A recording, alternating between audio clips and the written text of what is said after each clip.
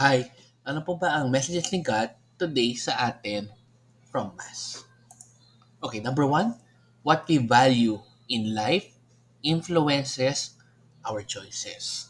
So ano po ba ang binavalue natin sa buhay po natin? Yung ito ba ay yung pagiging mabuting halimbawa sa tao or yung pagiging sikat sa tao? So kung ano man yung binavalue natin sa buhay po natin, lalo na yung mga things na temporary lang, like mga material things, siguradong may influence nun yung mga choices natin sa buhay. Pero like, ilang beses na nga na-discuss natin sa mga vlogs natin, na ilang beses na rin sinasabi ng Diyos na huwag tayo maging materialistic.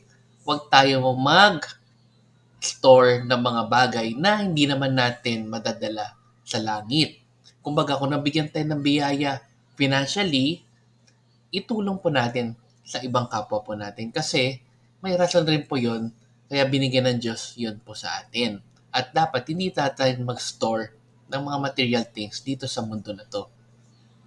Which is related to number 2, our choice will shape our values and character. Or our choices will shape ourselves and character. Kaya kung ano man yung mga choices natin sa buhay po natin, whether sa mga importanteng bagay or hindi, yun po talaga ang nagsishape ng ating pagkatao. Kaya maging aware tayo sa choices natin, lalong-lalo na sa panahon ngayon na maraming mga tao nagsasabi na mas maganda maging ganito, mas maganda maging ganito, or magkaroon ng mga ganito. Hindi naman po yun yung totoo. Basta sumunod lang po tayo sa bilin ng Diyos na wag na tayo maging materialistic, wag tayo masyadong mag-depend sa mga bagay-bagay or sa material things para sa mga tayo. Ang importante is makatulong tayo sa kapwa po natin at ma-share rin natin yung blessings po natin.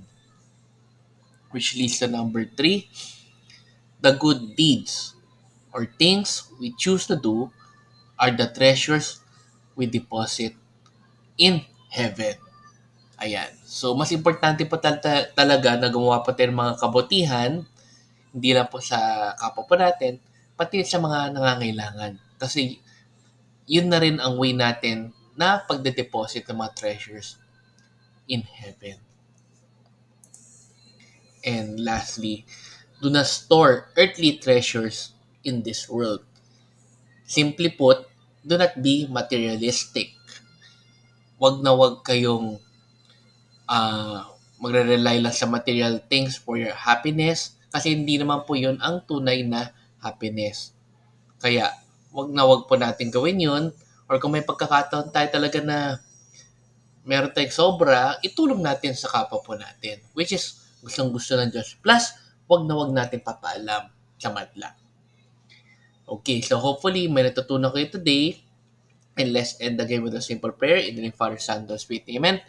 Lord, sana po ay turuan niyo po kaming maging wise at practical sa mundo na to na puro materialism ang tinuturo sa amin. Sana po ay di kami ma-tempt na sayangin yung mga blessings niya sa amin, lalo na yung mga financial blessings sa pagbili ng mga material things na hindi naman namin kailangan.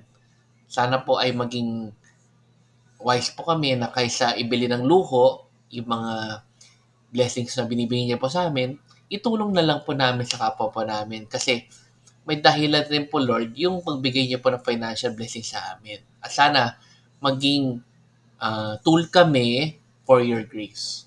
Amen. In the Father, Son, and Spirit. Amen. So good morning po sa inyo. Have a great day. Happy weekend.